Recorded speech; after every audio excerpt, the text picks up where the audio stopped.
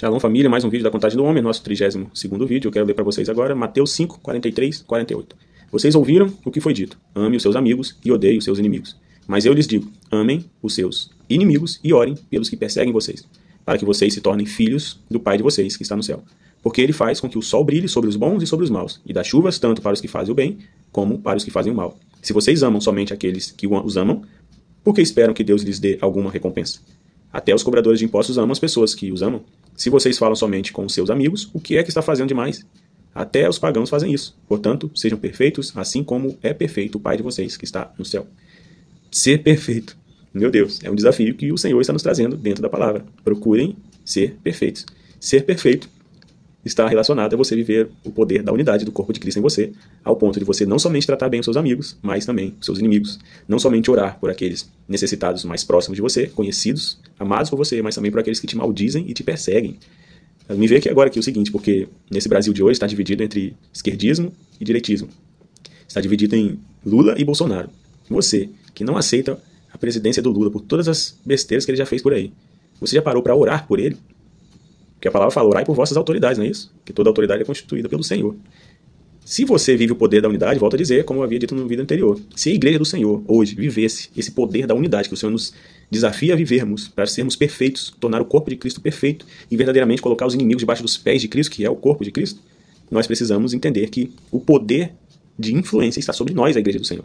E você que fica aí, às vezes, reclamando de governo, você que fica reclamando de autoridades, enfim, é um direito nosso de votar, é um direito nosso de escolher, é um direito nosso de questionar, porque todo o poder emana do povo.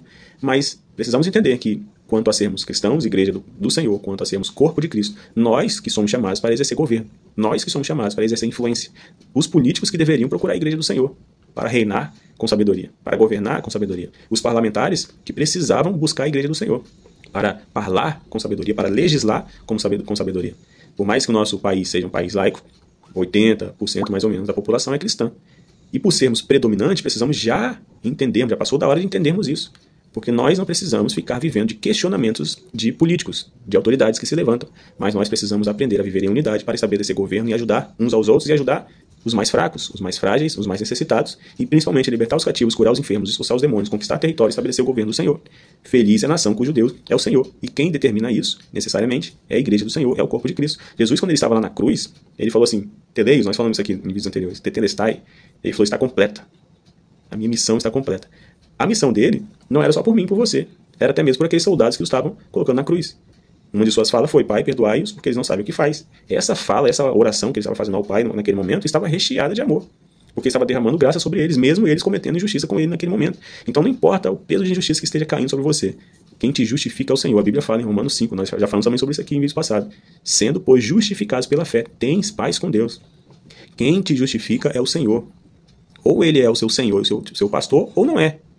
Se o Senhor é o seu pastor, nada lhe faltará, não é isso? Ou você crê no poder dessa palavra, ou não. Ou você vai viver dos questionamentos de políticos, ou você vai viver dos questionamentos dos seus perseguidores, dos seus algozes, ou você vai viver de questionamento das pessoas que te perseguem, que te difamam, que te caluniam, ou que falam de você por aí. Então, o desafio para buscarmos a perfeição em Cristo Jesus, eu estou rindo porque eu sei que não é fácil isso. Mas a palavra nos leva, e se essa palavra tem poder, nós precisamos aprender dentro da palavra. Por isso é um período de reflexão, para que possamos crescermos na graça e no conhecimento. Se Deus não amasse, ele não enviaria Cristo. A Bíblia fala que ele nos amou de tal maneira. Ele não teria derramado a graça. Vou falar para você aqui, ó, que é de graça. Dom gratuito, favor imerecido. Você não merece essa graça que está sobre você. Ela é de graça, não há nada que você possa fazer a não ser a fé que vá fazer liberar essa graça sobre você. Uma vez eu estava ministrando na escola bíblica dominical, e aí na igreja na época tinha uns 10 pastores, sentavam já na frente.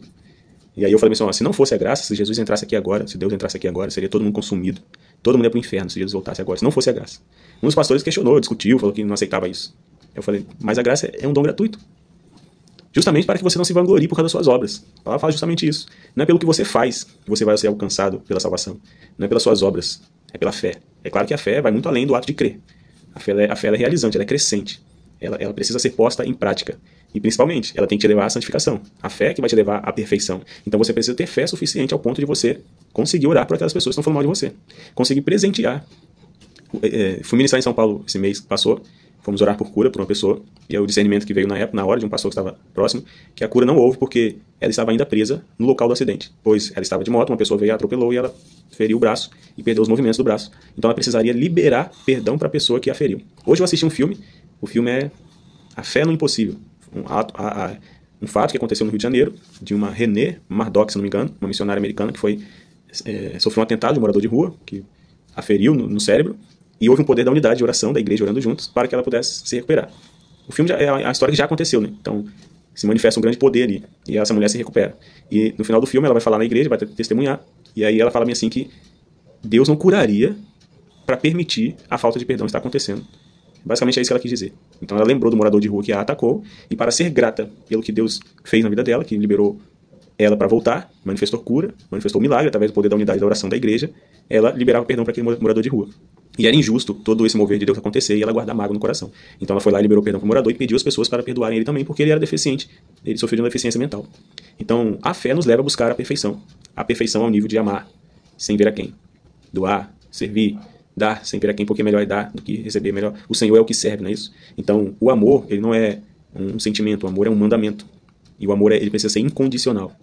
O amor de Deus, nada, nós falamos isso em vídeos anteriores aqui também, nada pode nos afastar do amor de Deus, porque ele é um amor incondicional. Você aceitou Jesus e de repente você voltou a viver uma vida de pecado, Deus continua te amando. Ele não te aceita da forma que você é. Muitos distorcem essa fala. Ele não vai te aceitar da forma que você está vivendo hoje, mas ele te ama tanto que se você fizer techuvá, né, o caminho de volta, se você voltar ao primeiro amor, se arrepender dos seus pecados, e aí o que ele faz? Lança fora todo o tempo da ignorância. E aí o sangue de Jesus é derramado sobre você novamente. Isso é graça. Isso é um favor imerecido, porque nós fomos salvos do pecado. Agora nós estamos sendo libertos do pecado. Esse pequeno período de 49 dias da contagem do homem resume toda a nossa vida, de libertação do Egito, libertação do pecado. Até sermos salvos verdadeiramente da presença do pecado. Que isso aí só no novo céu e na nova terra, na eternidade, onde não haverá choro nem ranger de dente. Então, esse processo aqui, ó, segundo nós estamos vivendo, salvos do domínio do pecado, nós já fomos. Em Cristo Jesus, somos comprados a preço de sangue, o pecado já não nos domina mais. Todas as coisas me são listas, mas não serei dominado por nenhuma delas. O pecado não me domina mais, mas ele quer gerar influência em mim. Todos os dias ele quer me influenciar, de longe ou de perto, ele quer me influenciar para que ele volte a me dominar. Mas eu já fui comprado a preço de sangue pela fé, eu já não sou mais escravo do pecado, mas eu me torno servo, filho, amado do Pai. Só que a influência do pecado está sobre mim todos os dias. Eu preciso das misericórdias do Senhor se renovando todas as manhãs. E todos os dias eu preciso pegar a minha cruz, negar a mim mesmo e seguir a Cristo. Porque haverá um dia que nós seremos salvos verdadeiramente dessa influência. Nós seremos salvos da presença do pecado. E aí seremos santos. Ou seja, todos nós estamos sujeitos a passar por esse processo. Até mesmo a pessoa que te causa mal, te causou algum dano, te traumatizou, te persegue até hoje. Então essa mesma graça que você viveu, será lindo essa pessoa receber da mesma graça. Porque quando ela receber, olha só, para que você faça com que essa pessoa pare de te perseguir, ore para que ela receba da mesma graça que você recebeu. E ela vai buscar se arrepender, buscar a perfeição em Cristo Jesus, buscar a santificação em Cristo Jesus. O que vai acontecer? Ela vai parar de te perseguir. É simples, né? Falando é simples. Atire a primeira pedra quem nunca teve pecado. Maturidade para lidar com pessoas diferentes, pois o seu propósito é edificar. Precisamos aprender a ter maturidade para lidar com essas pessoas. E essa maturidade é justamente ser completo. Teleios, tetelestai, perfeito. É isso que o Senhor nos leva a viver e a ser. Judas e Pedro, ele sempre foi valentão, violento, agressivo, rude. Judas, ele era ladrão. Ficou 3 anos e meio andando com Jesus, 3 anos andando com Jesus, e ele era ladrão, ele era tesoureiro. A Bíblia fala que ele era tesoureiro e ele já queria ele vivia tirando parte do dinheiro ali para ele. E ele vendeu Jesus por causa de dinheiro. Mas ele estava andando, Jesus estava andando com ele. Jesus estava ensinando, estava exortando, estava dando exemplo. Jesus estava amando. Só no último momento que Jesus falou assim, Satanás entrou e vai fazer o que você tem que fazer. Até porque já tinha sido profetizado dessa forma, né? João 17 também fala sobre isso. Todos o que me deste, nenhum se perderam, a não ser aquele que já estava profetizado, o filho da perdição. Aí voltamos àquele vídeo, né, que nós falamos também. Tem pessoas que querem, mas não conseguem. Tem pessoas que não querem. Tem pessoas que querem seguir, andar em unidade com você, querem aprender, querem crescer. Tem pessoas que querem, mas não conseguem. Tem pessoas que não querem. E aí a gente vai conversar com essas pessoas para saber por que não quer. Voltamos ao primeiro vídeo aqui sobre unidade. Conhecer melhor, entender melhor, discernir por que essa pessoa pensa dessa forma. Agora tem aqueles que não querem, mas querem viver contra. Os que querem viver contra aí não cabe mais a você. Ela já está decidida a lutar contra você. Aí o que você tem que fazer? Orar e apresentar essa pessoa para Deus. Para que essa pessoa encontre a salvação, passe pelo palácio da justiça e passe pelo tribunal da consciência, pelo tribunal da graça. Tudo isso aí, isso aqui já é mais profundidade na área profética. Mas essa pessoa precisa passar por esse tribunal do Palácio da Justiça do Senhor, e isso você pode, pelo poder da intercessão sobre a vida dela, fazer com que ela viva essa transformação na vida dela, e aí ela deixe de ser perseguidora e passa a querer. Assim foi como Paulo, não foi? Paulo era um perseguidor, Jesus apareceu para ele, e derramou o que amou sobre ele. Paulo, por que me persegues? E quando ele chegou lá cego, o Senhor liberou Ananias, né? Acho que foi Ananias.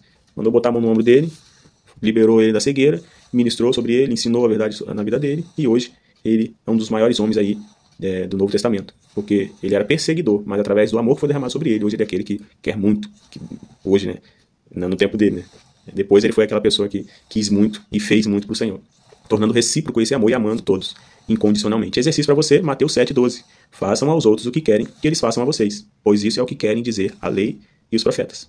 Baruch, atah Adonai, Elohim melech haolam, asher kideshanu bemitzvotav v'tzivanu hal sefirah haomer. Bendito és tu, Adonai, nosso Deus, Rei do Universo, que nos santificou com seus mandamentos e nos ordenais quanto à contagem do homem. Pai, hoje fazemos menção do 32º dia da contagem do homem, e o que eu peço ao Senhor, Deus, que em nome de Jesus sou ministro sobre a vida dos teus filhos, porções do teu amor incondicional. Que eles possam não somente sentir e viver esse amor intensamente, dia após dia, mas que eles possam, Deus, propagar desse amor. Que eles possam, Senhor Deus, em nome de Jesus, aprender a orar, interceder e derramar graça, Senhor Deus, sobre as vidas, para que eles possam viver vida na vida. Em nome de Jesus, Pai, que toda palavra de maldição que foi lançada sobre a vida dos teus filhos, desde já perca seus efeitos agora. Eu declaro todas elas arrancadas, anuladas, apagadas e canceladas, ó Deus, lançadas para o mar do esquecimento. E sobre este altar, ó Deus, que os teus filhos coloquem palavras de bênção e transfiram, ó Deus, para os seus perseguidores, para os seus algozes, para as pessoas que lhe querem mal, o poder da intercessão, o poder do amor, o poder da graça, da reconciliação, Senhor. E que o amor do Senhor, Pai, cubra essa multidão de pecados e que haja restauração e alinhamento para que todos queiram, Senhor Deus, viver e comer o melhor dessa terra. Em nome de Jesus, assim eu lhe peço e te agradeço, Deus. Amém, Pai.